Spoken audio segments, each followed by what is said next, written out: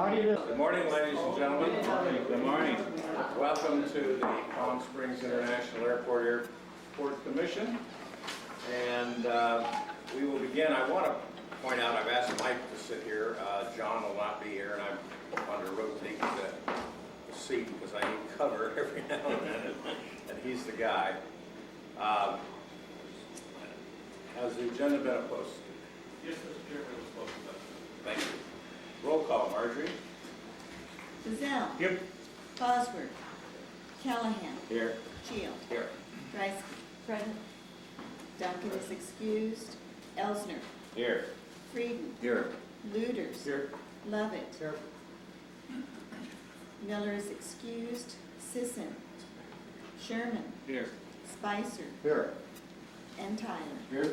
The roll's been called. And we do have a quorum. The only one present is James. Approval of the minutes, we'll have to wait until we get them. That's soon enough. However, if Marjorie wants to telepath it to us, that's fine. She wants to tell you about her vacation. Oh, I see, we're gonna have pictures then. It's not- Yeah, that's a good idea. Isn't it PowerPoint that we're using? This is the period for public comments. If you have anything you'd like to comment on that's within the purview of this commission, you have 3 minutes to do it. If you have an agenda item, we will wait until that time for you to have a discussion on it. Any comments? Oh, would you like to comment? Yeah. Sure. Please state your name. My name is Donald Riley. I live in Theater City. Good morning to everybody. Good morning. The reason, my purpose of being here is I have a proposal that I would like to present to this body, probably in full by next month, for a restaurant at the entrance of Vermont Road and the airport proper. It's a little unique. It's never been done before anywhere in the country.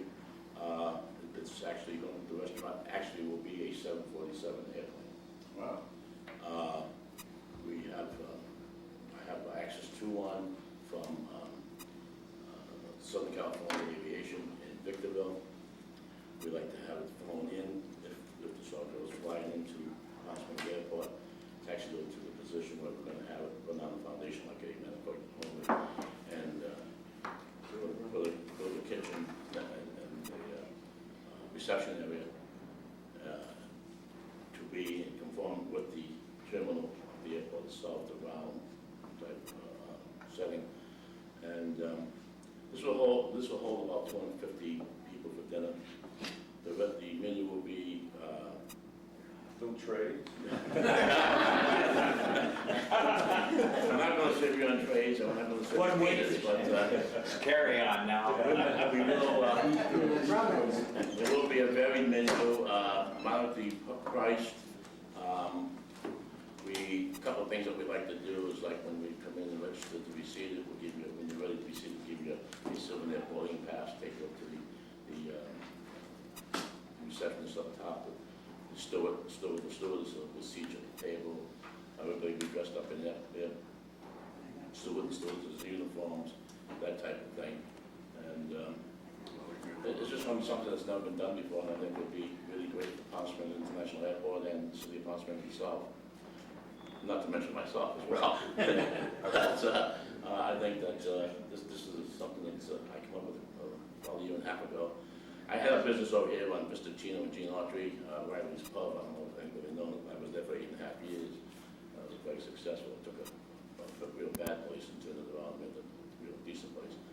I would like to do this, and I will be in next month, hopefully, with all the specs and the full plan. I have a basic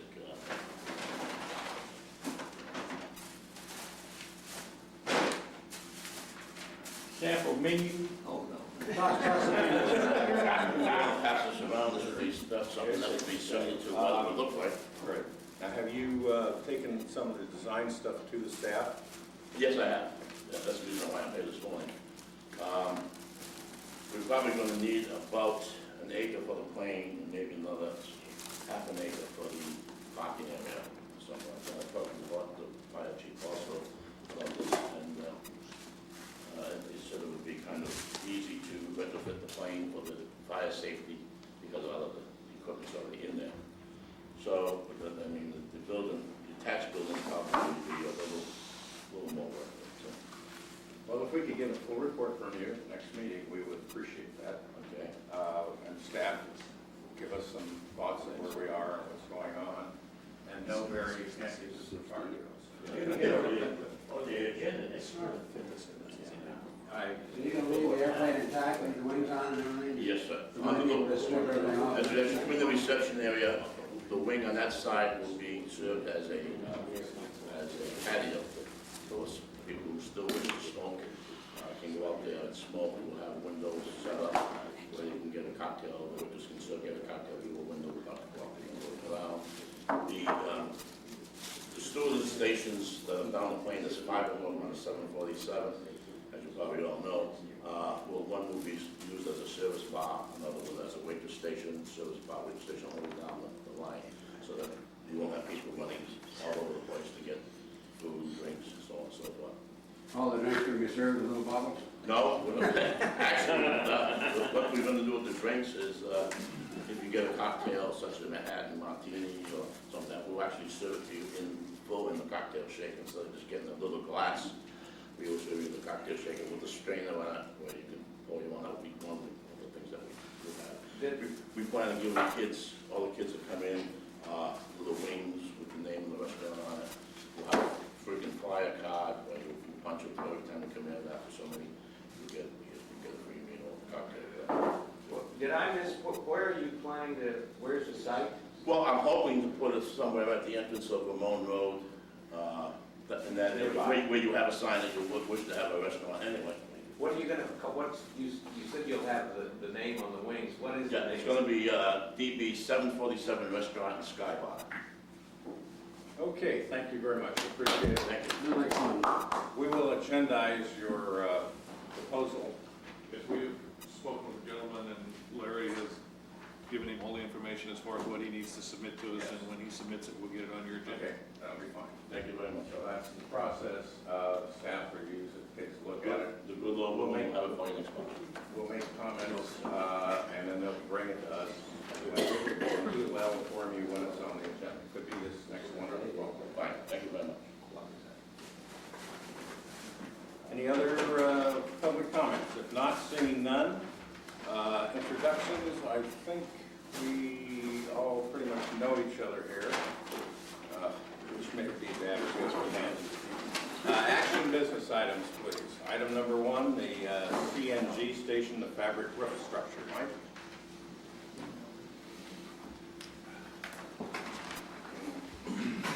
Good morning, everyone. Here are color, larger printers, pictures of the attachment for this report that was in your packet for your review. As part of the roadway project in the security building that we're doing on the south end, there was a little corner where the existing compressed natural gas station could be relocated to. And we've been working with Clean Energy, who has a lease for that parcel, on what the station's going to look like. And they're here in the audience with us this morning. And they are beginning the process of going through the Planning Commission and the City Council and this body for approval.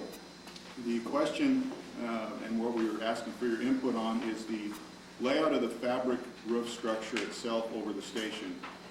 Staff felt that if Clean Energy was able to utilize some sort of fabric roof, it would tie in with the existing structures and the future structures on the airport and just integrate that facility more fully into the overall theme of the airport. And Clean Energy has done that. They've been talking with Bird Air, and attached on the sheet are 2 different options. There's what's called the Monaco, which is Clean Energy, actually their preferred method. That's the one they would like. Also on the second page, yes, that's the top sheet. The second page is what's called a Quasar unit. That is the same type that we have installed in the rental car lot. Staff feels that the Quasar more closely aligns with the overall rest of the airport. However, Clean Energy has concerns about lighting and signage and how to attach to that structure. And we're just here to ask for your input and guidance. If you have any help for us, we would appreciate it. Yes, do you guys want to speak to the issue at all? You're welcome to. Sure. It's not mandatory. Yeah, that's. My name is Todd Mann with Clean Energy. We've been operating the CNG station over here for years now. The issue here is whether or not we want to go with this flat one, I guess that's the Quasar, or the teepee looking one, the Monaco. From a structural standpoint, winds, I guess the winds is probably the main consideration. If we want to have any kind of signage, we need like a 3-foot high fascia around the perimeter. And with the flat design, we don't really have anything to mount it to. But with the teepee look, the Monaco type, we do have something to grab onto. So we can put lights up under there, we can put signage. Other than that, there might be a little bit of maintenance, cleaning issues, but we could go either way, really, I guess. Came down to it. Okay, I appreciate it. Comments, Robert? Well, the staff report points out that one of these is like the one they use on the rental car return. But that's at the other end of the field. You'll never see the two of them together. Which of these is more like the main event, the maintenance? It's really split. When we started into the rental car project and we started talking with the architects and then the designers, we tried to pick up the cable attachments off this existing building. So that was really where the Quasar unit came in, and we tied that down there. The plaza fabric roof structure that goes over the inspection building will have cables and the same kind of feel as the existing structures on the airport. But are you going to be able to really tell the difference if you're not an architect? You might not.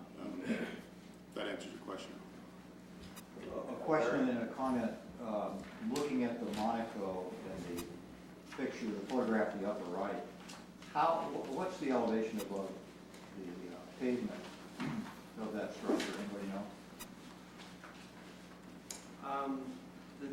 At the very apex is 22'8", and clearance for vehicles is 13'6". Okay. That's in the Monaco? Right. So that'd be about a 9-foot rise on the Correct. apex. Right, 9'2", right? And what we're really, on 3 of these, we're looking from a bird's eye view. And if you're on the ground, and as you pointed out, I bet you can't tell the difference. If you're at ground level or car level, looking at the Monaco or the Quasar, maybe you can count, you can see cable, perhaps. So I guess my point is that aesthetically, from being on the ground and the public's perception, I think there's very little to choose between the two, and that maybe we ought to go with which is more practical, which it has more use, fascia, put some signing. You need signing on it, say enter here, exit there, or that kind of thing. It's been a company standard as far as pushing new projects through. We start with the standard and try to make the canopies similar. Well, I'm just thinking if you have trucks coming in and maybe there's directional signing, where would that be? Or, one would be facing, it's kind of twisted. If I had a site plan. if I were a driver of a truck, I would be able to see, or if I have a vehicle, I would see which side of the pump to go on, would I? Right, there's going to be the old airport service entrance. It's going to be jogged down and come back up, and that's going to be the east side. That's going to be facing the east side. You kind of need to have, I'm not sure. Now, is this open to the public, or is this under contract? Public. It's open to the public 24 hours. Right. Chuck? Want to plug that? What Al draw. Right. Bill? You can almost tell the architect's favorite. One view of the Quasar looks like overnight we had a sudden uplift of wind.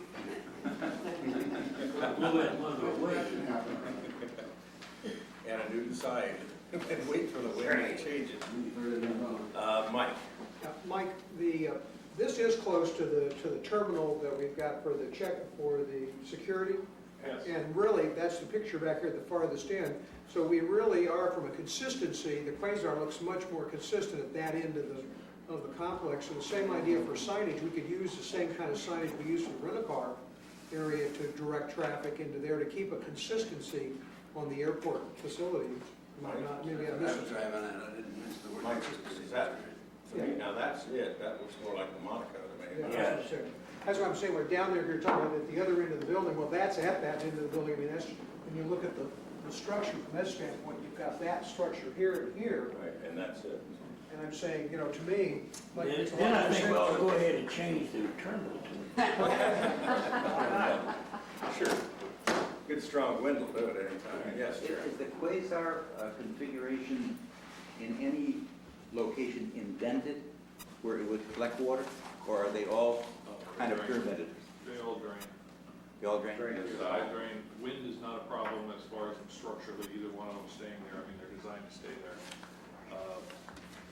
I mean, the planning commission will review it and be the final say on architecture. I mean, we wanted to give you guys a chance to say if there was any particular strong feelings one way or another that you would like to see on this, so we could relay that to the planning commission. All right, well, we'll do the vote thing in a minute, Bob.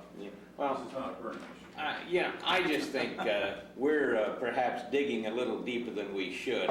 If the planning commission and others have preferences, you could ask any person probably in this room to describe or tell us which model is the other end of the airport, and they probably couldn't tell you whether it's Monaco or Quasar. And we're you know, there's an old Stan Freberg song, everybody wants to be an art director. If we don't like something, I think we ought to voice our concerns, but otherwise, I think we ought to leave it to the experts. Could you give us a couple of bars of that? Well, Stan Freberg is still alive, surprisingly, I saw the other day.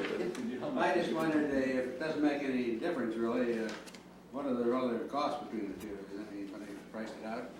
The discussions I've had with Todd and his group, is with the requirements for signage and lighting, they feel there's probably a little bit less cost with the Monaco than the Quasar.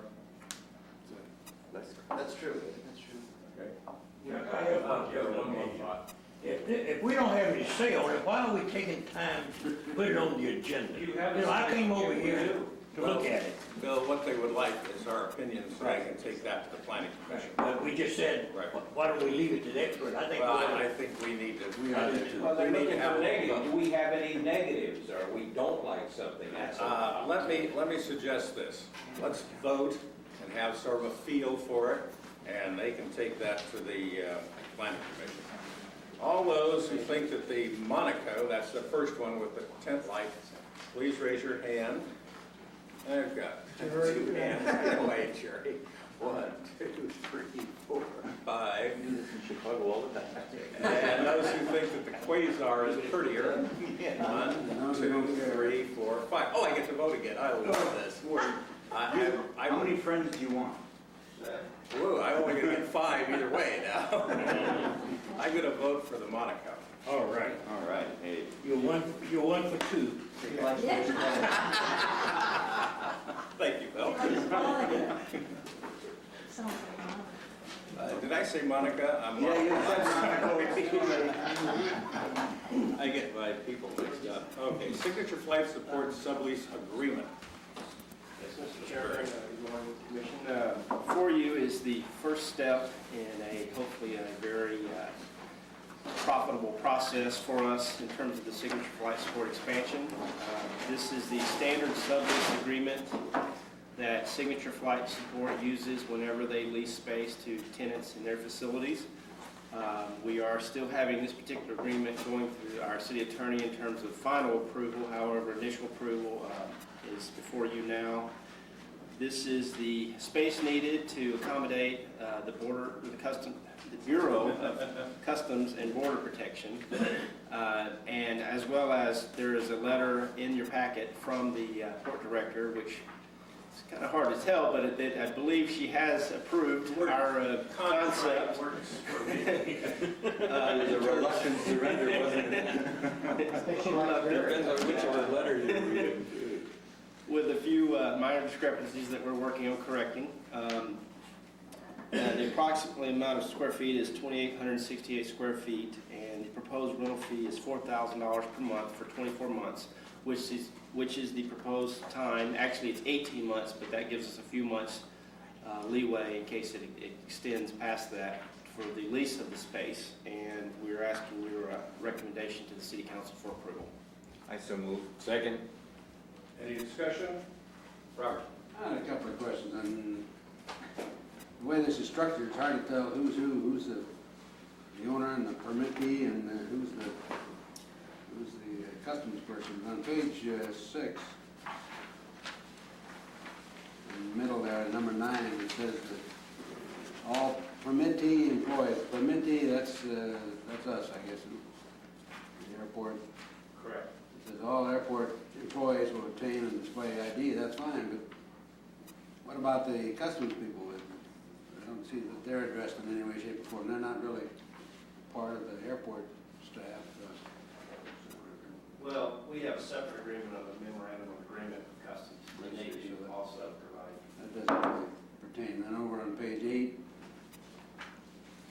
it prohibits assignment or transfer. So that would say that just read the words. It says you can't do what you're doing. Well, the agreement's actually between us and Signature, Yeah. but the use of the space will be for the Bureau of Customs and Border Protection. And keep in mind, this is a 24-month period while Signature still joint occupies I the facility. understand that, but this says that in order for us to get the customs people in there, Signature has to approve it, which I assume is a given. But it just gets, time to get all the attorneys, their words in there, it gets a little I understand, and too soon. that's why we're hoping that it goes through that process without any major problems. And Why don't you make a note of that, Barry, when you talk to the attorney, just to make sure that it's clear. Correct. No, that's They're not taking away from their fee structure, you're right. Other comments, Bill? Yeah, I have a question on page 142 of the supplement. Not really. All right. I didn't know you could count that high, Bill. Bill, I'm very impressed. I know you can count that high. Larry? I hope the attorney does go through this and clean this up. I mean, this is designed, I mean, there's things about not having toxic materials in here. It's obviously written for a tenant who's going to keep an airplane or do maintenance work. And so in general, I'd say clean it up to reflect the use that we anticipate that this space will be put to. And then secondly, it does require us, if we do sublease this, that the tenant also observes these conditions. And so I'm sure in your discussions with the governmental agency, you're pointing out what they have to do. They can't bring it. Yeah. If they confiscate something that's toxic, can they keep it in here without violating the lease? You know, that kind of rub. Yes, we'll make sure they're aware of that. Any other questions? All those in favor? Aye. Aye. Those who oppose, will be sent to the city council. Thank you. We have sent a letter to her appointing Barry as the person to talk to. Yeah, listen, he's very good, obviously. I got a couple of people I need to sweet talk for me too. Okay, back to the agenda. Fuel flowage fees for the. Say that 3 times. I can't. Fuel flowage fee, I would guess that's, Barry? Yes, Mr. Chairman. Before you is a recommendation from the City Council to approve increased fuel flowage fees for our 2 fixed-base operators, Signature Flight Support and Millionaire. As you know, per our agreement, we're allowed to raise the fees up to 25%. However, we chose not to do that. We've chosen to raise the fees 10% over the current fee. And we actually postponed raising these fees for a while due to the 9/11 tragedy, as we attempted to help all of our tenants financially and economically due to the drastic impacts that they were facing.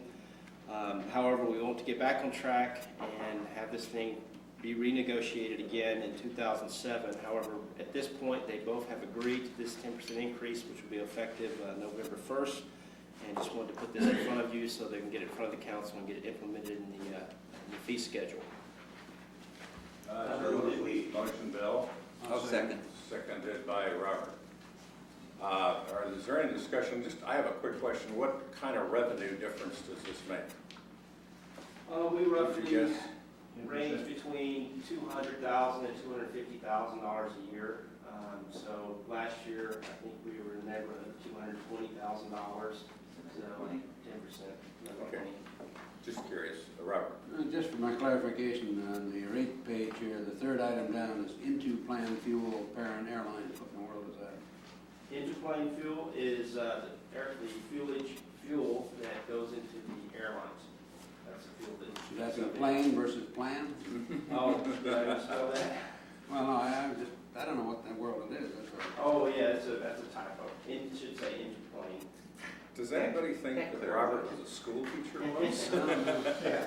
I've just been a planning commissioner for 8 years. Oh, okay, well, you got it. Is that right, Larry? Thank you for pointing that out. Larry? Just a quick question. I note that we don't differentiate in retail fuel between Jet A and 100 low lead. I'm not advocating we do that, it's just sort of curiosity. They're different, they keep track of them separately. Yeah, but we have not separated those actually. All right, any more discussion? If not, call for the question. All those in favor? Aye. Those who oppose? Passes. So you guys are beating. Updates. Yes, Mr. Chairman, members of the commission, we did attach kind of an ongoing project update list for you to peruse before you arrive today. And we'll just kind of update that a little bit also, just to let you know what's happening. The major projects that are going on are in the midst of happening all around us. The roadway project is going okay. We're on schedule pretty much. We're probably talking an opening somewhere around November 20. So we may have slipped a week or so, but we're still, a lot of things have to happen in a very short period of time. All the parts and pieces are coming at us from all over the country right now on trucks and are due to arrive this week, including the fabric roof. So we have lots of things happening out there. We just have 4 huge footings about the size of this room that have to get poured underground yet, and they're in there working in them today, and hopefully early next week we'll have those poured out. They're kind of the things that are slowing us down now. Most of the lighting is up. The signage will start, the foundations will be being poured this week on a lot of the signage, and that will start coming in very shortly, and you'll see that since it's overhead signage. A lot of it will have to keep covered for a while because it'll make no sense until we get the whole roadway open. The building itself, the little booth that goes with the canopy roof is coming up out there now. As you come in, you can see the wings on the roof. So it's coming along good too. And most of the grading is there. Most all the curb and gutter is in. We should see paving begin in the next couple of weeks on some of it. So it's moving along. Things are going to get a lot more complicated right as you turn the bend to come towards the terminal building here very soon, because we've got to start tearing out some of that while we continue to occupy. So it'll get tricky, but we'll keep it open. So that is happening. TSA offices, which you can't see but are downstairs underneath the Bono Concourse, are on schedule, going very well. We've scheduled a walkthrough with GSA, who's the leasing agency for TSA, on the 29th, and have asked TSA to be prepared to move on the 1st and be out of there by the 4th, so we can start tearing the trailers down and have them out of here by the 9th when our lease is up. So we've got this one timed pretty close too, but we're feeling pretty good about it. It's going very well. The EDS system remodel is going behind the ticket counter area right now. The airlines are gritting their teeth and bearing with us as we go through it. It's not simple because we're pouring slabs and doing all kinds of other stuff in areas where they're working, but it's being coordinated well, and Mike's on top of that one too. So that one's going good. The outbound baggage canopy itself, we reviewed the preliminary drawings on it. Remember, this one's being design built, and so the drawings are in the process right now, and that should be coming along rather quickly also. Are we going to be on schedule for the TSA to get, when the equipment gets here? And Yes. Make their vote? Oh yes, the first piece of equipment arrives on September, Mike left, 8th.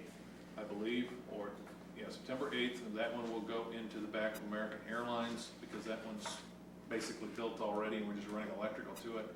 And that will be used as the training station for TSA to train their employees on this new piece of equipment.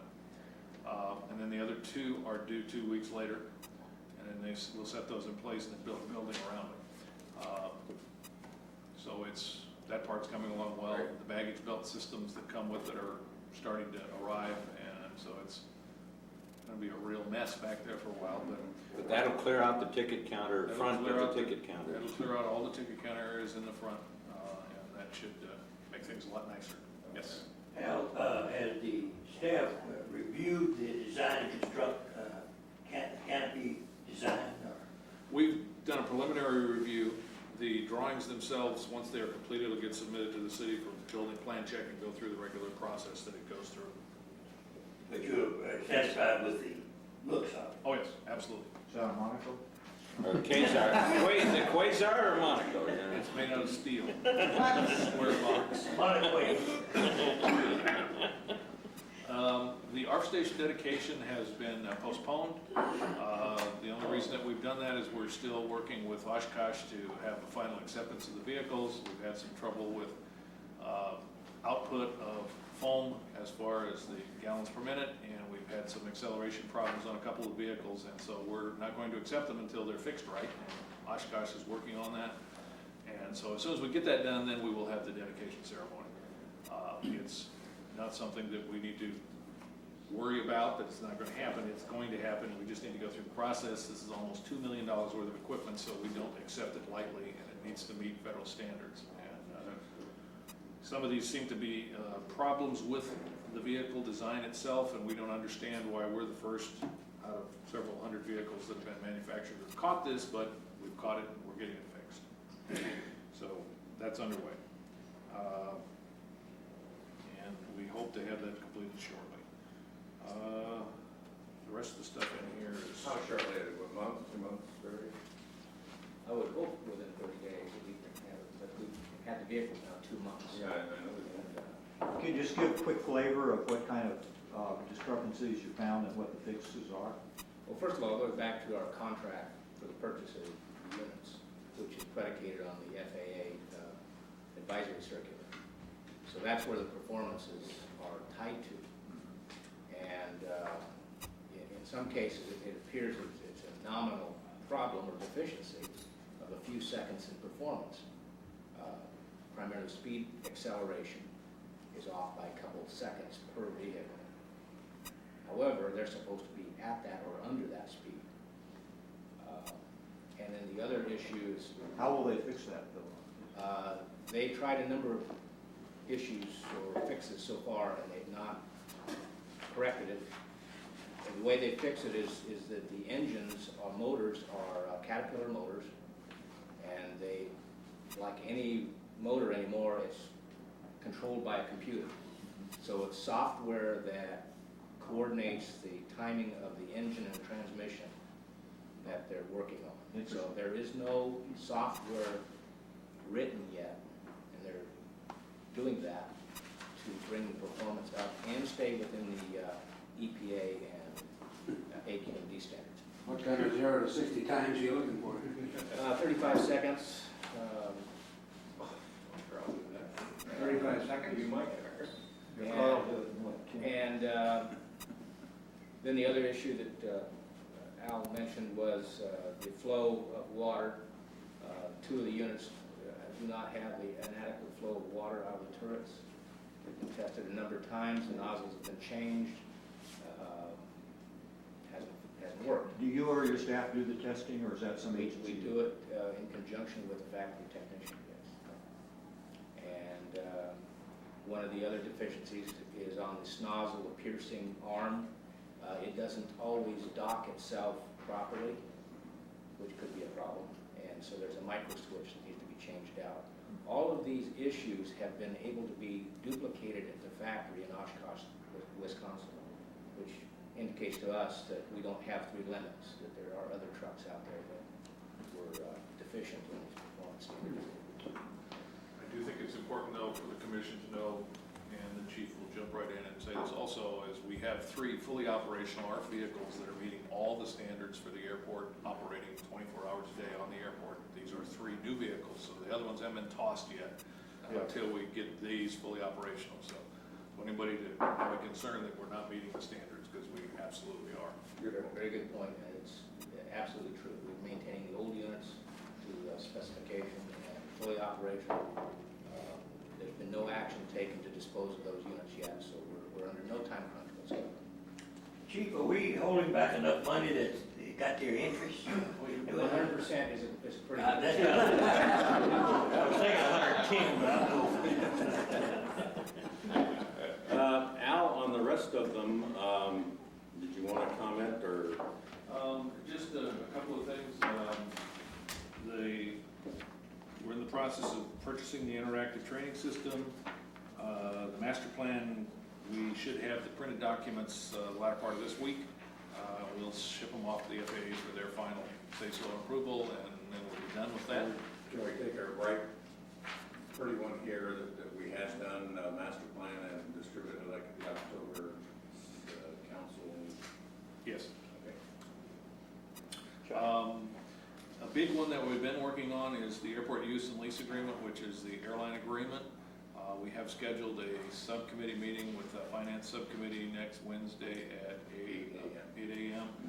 We have sent you a copy of the draft, which is really quite a bit marked up. Our agreement expires on June 30th.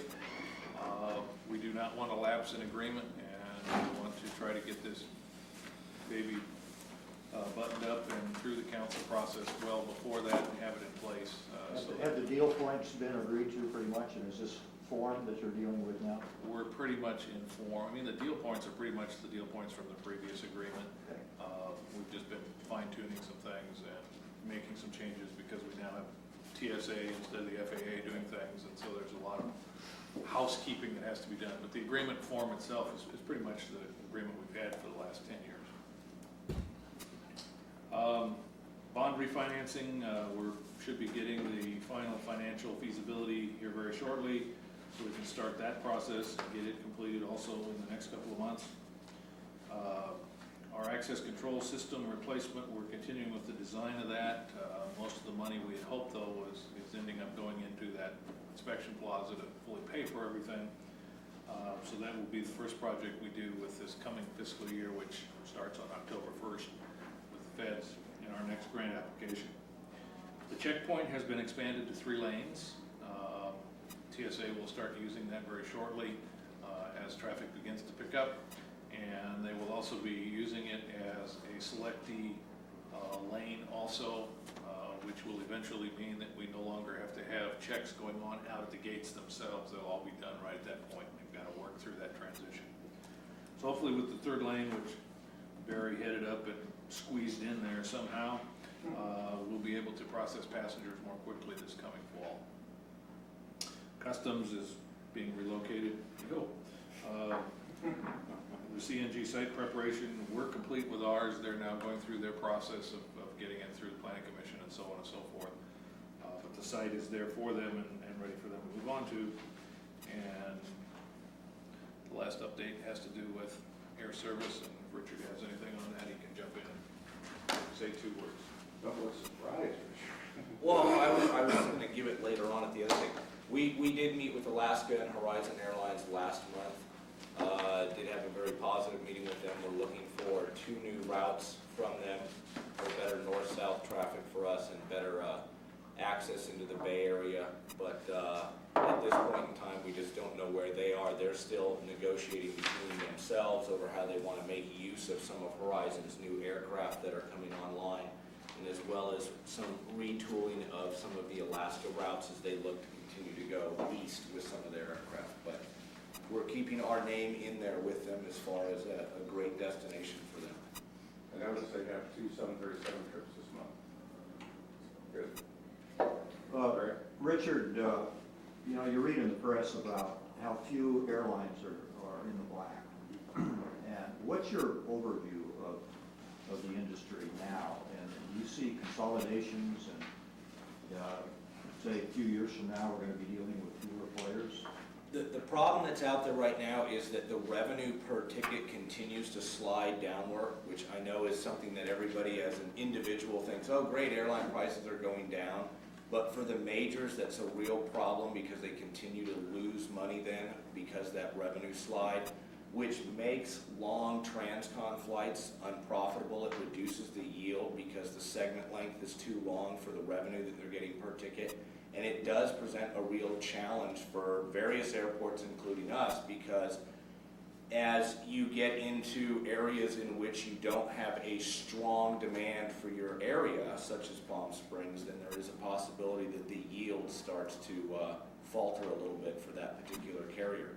And that's going on industry-wide and for various airports and destinations around the country. So as that revenue continues to decline for that ticket, it's really affecting the yield and their overall bottom line. So. Yet you reported earlier that we're more than holding our own in terms of. We are more than activity. holding our own in terms of passengers and enplanements, but the revenue per ticket that the airlines are getting is declining. But that's an industry-wide thing that's going on. You do have the JetBlues of the world and the Southwest of the world and others out there who are taking delivery of more aircraft, who are running more routes, but the majors are having to announce ticket fares in line with those to maintain their market shares and compete. But it does continue to decline that revenue, and that's something that we're probably going to see for a good another 2 years. Well, what's the end game on that, you think? What's what? What's the end game on the declining revenue per ticket? I mean, is that what is in your mind? Where does that play out to? Well, Chapter 11. It plays out to who can last the longest is where it plays out to. If a major goes after one of the minor airlines and goes after it full force, they will beat that airline up. They will run the route more and more and more and suck up the passengers and take it away. So it all depends on how much cash you have in the bank so that you can run it at a loss for a longer period of time until the other guy's out of money. Is that in your mind? I don't want to take a lot of time here, but in your mind, is that a probability then? You're out there. What are the whispers? I mean, are the people that you deal with looking ahead and saying there are going to be fewer of us around the table No. sometime out front? No, nobody's looking to that yet. Okay. The airline analysts are really divided on what's going to happen. Totally divided. And I think you can just assume that nobody has a good crystal ball right now. That's just the bottom line. Bill? Chuck, is this ongoing project update, hopefully going to be a monthly report? I think it's. I hope so. I liked it. I didn't know it's speed up very much. While you're resting. It was offered as courtesy. Boy, I tell you something. That'll teach you. I thought it'd make the Big meeting go much mistakes. faster. Are there any added starters? No. Commission requests and reports. I have two.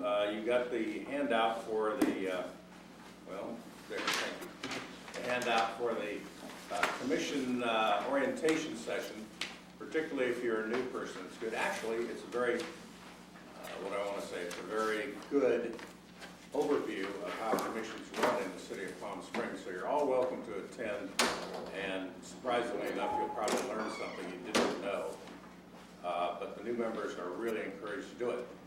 As you know, from the handout, the letter that comes at the end here, Mike has left and resigned. That seat appears the city council wants to do it just like they did before. They want to have an application process, and they want to bring the people in and have an interview process. So that's going to happen. So the seat will be open for a while, I would guess, because molasses just doesn't run very fast. I was hoping we could fill it in the next 30 days, but I kind of wonder. So that's all I know about that. I would encourage anybody who wants to run to get another application or renew your application with the city clerk. Any other commissions, requests, and reports? Quick question, if I may. I noticed walking in this morning, 2 points. One, I observed the passengers and how and just the process of going through the line this morning. And the lady that is the first one that a passenger would deal with as you approach the gates was just super. She was warm, she was friendly, and very professional, and very helpful. It's her last day. Was